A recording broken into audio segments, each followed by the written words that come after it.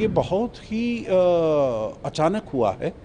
मेरे विचार से किसी को इसके बारे में उम्मीद नहीं थी। ये 26 सोशल मीडिया ऐप्स को जो बैन किया है, वो एक बिल्कुल जिसे कहा जाए एक ट्रिगर के तरीके से उसने काम किया है। इतना ज़्यादा भार सब लोगों की पीठ पर आ गया था उनके लिए, चाहे वो करप्शन का मुद्दा हो, चाहे वो अनएम्प्लॉयमेंट का मुद्दा हो, इन्फ्लेशन का मुद्दा हो। जो युवा वर्ग की पीढ़ी है, उनको अपने सामने कोई भविष्य नहीं दिखाई दे रहा था। नेता हैं और अफसरान हैं और उनके जो परिवार है और उनके जो बेटे बेटियां हैं, वो कितनी उनकी जो किस प्रकार की लग्जूरियस लाइफ वो लीड कर रहे हैं। सब्र का जो बांध था वो एकदम टूट पड़ा और वो सब सामने आ गए। केवल ये सोशल मीडिया ऐप के बैन की बात होती तो वो तो कल ही हटा दिया गया था और गृह मंत्री ने भी, होम मिनिस्टर ने कल रिज़ाइन कर दिया था।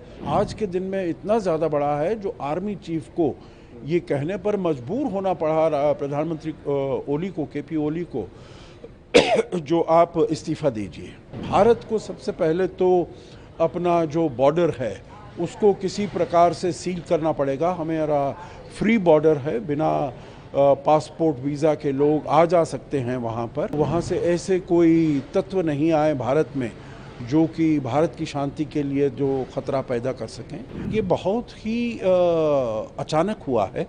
मेरे विचार से किसी को इसके बारे में उम्मीद नहीं थी और भारत को नहीं, नेपाल में भी किसी को इसके बारे में नहीं मालूम था। जो इतना ज़्यादा जो जेनजी है जो प्रोटेस्ट करने के लिए आ रहे हैं, अब प्रोटेस्ट तो होते रहते हैं और प्रोटेस्ट हमने देखा है जो चाहे नेपाल में हो या और देशों में हो, होते रहते हैं क्योंकि कुछ मुश्किलें होती हैं, कुछ दिक्कतें होती हैं। परंतु ऐसा प्रतीत होता है जो ये 26 सोशल मीडिया ऐप्स को जो बैन किया है, वो एक बिल्कुल जिसे कहा जाए एक ट्रिगर के तरीके से उसने काम किया है, जिसे कहा जाता है last straw on the camel's back. जो इतनी ज़्यादा मुश्किलें और इतना ज़्यादा भार सब लोगों की पीठ पर आ गया था उनके लिए, चाहे वो करप्शन का मुद्दा हो, चाहे वो अनएम्प्लॉयमेंट का मुद्दा हो, इन्फ्लेशन का मुद्दा हो। जो युवा वर्ग की पीढ़ी है, उनको अपने सामने कोई भविष्य नहीं दिखाई दे रहा था और वो देख रहे थे जो कितना करप्शन है, गवर्नमेंट में कितना करप्शन है और वहाँ पर जो गवर्नमेंट के जो नेता हैं और अफसरान हैं और उनके जो परिवार है और उनके जो बेटे बेटियां हैं, वो कितनी उनकी जो किस प्रकार की लग्जूरियस लाइफ वो लीड कर रहे हैं और जो कॉमन पीपल है उनके पास कुछ भी नहीं है। तो ये सब गुस्सा, ये सब रोष उनमें फैल रहा था और ये जैसे एक आखिरी तिनके की बात थी जो, और इससे जो भी बांध था, सब्र का जो बांध था वो एकदम टूट पड़ा और वो सब सामने आ गए। अगर केवल ये सोशल मीडिया ऐप के बैन की बात होती तो वो तो कल ही हटा दिया गया था और गृह मंत्री ने भी, होम मिनिस्टर ने कल रिज़ाइन कर दिया था। तो अगर केवल वही बात होती तो ज़रूर इस प्रोटेस्ट को वापस ले लेते, परंतु वो प्रोटेस्ट और भी ज़्यादा बड़ा है। आज के दिन में इतना ज़्यादा बड़ा है जो आर्मी चीफ को ये कहने पर मजबूर होना पड़ा प्रधानमंत्री ओली को, केपी ओली को, जो आप इस्तीफ़ा दीजिए। क्योंकि अब जो युवा वर्ग की पीढ़ी है उनके सामने ये भी था, जो ये 3-4 लोग हैं, उनका परिवार है, जिनका जैसे म्यूज़िकल चेयर चल रहा है।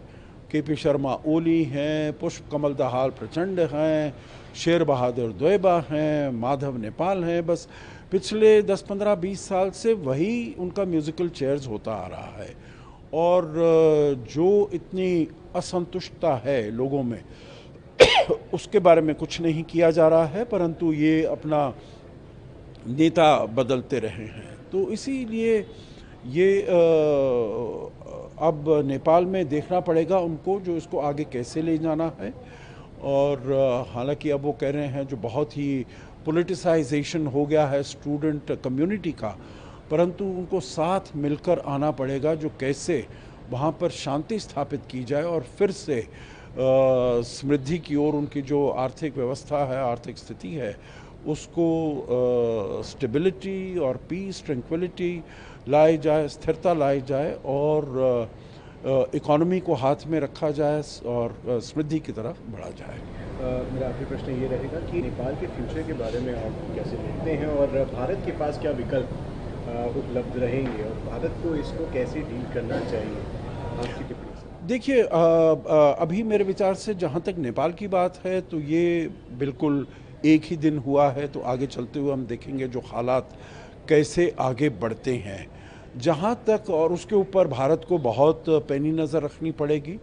भारत के बहुत ही वहाँ पर कनेक्शंस हैं, कॉन्टैक्ट्स हैं, उन सबको सक्रिय करना पड़ेगा, उन सब के साथ बातचीत करनी पड़ेगी जिससे कि वहाँ पर अशांति और ज़्यादा नहीं बढ़े, वायलेंस और नहीं बढ़े। तोड़ फोड़ जैसे उन्होंने किया है, प्रधानमंत्री के घर में किया है, पूर्व प्रधानमंत्रियों के घर पर किया है, पार्लियामेंट पर किया है, तो उस सब के ऊपर रोक लगाई जा सके।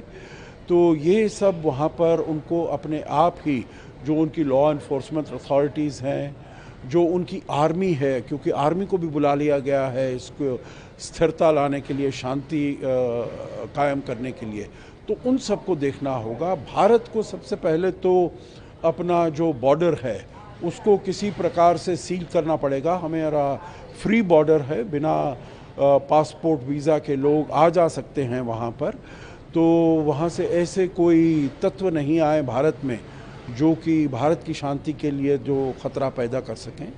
और फिर भारत को अपना, हम शुरू से 2014 से कम नेबरहुड फर्स्ट पॉलिसी को हम आगे लेते आए हैं और मैं कहूँगा जो उसमें हमको बहुत सफलता भी मिली है, चाहे वो अपने हमारे संबंध हों श्रीलंका के साथ बेहतर करने के लिए 2022 में जैसे वहाँ पर इतना ज़्यादा मुश्किलात हुई, भारत ने कैसे उनकी सहायता की, करीब 4-4.5 बिलियन डॉलर का उनको आर्थिक मदद की जब उनके पास ना कोई एनर्जी थी, ना खाने को सामान था, ना उनके पास किसी प्रकार की दवाइयाँ थी, फर्टिलाइज़र थे, तो इन सब के लिए भारत ने उनकी सहायता की।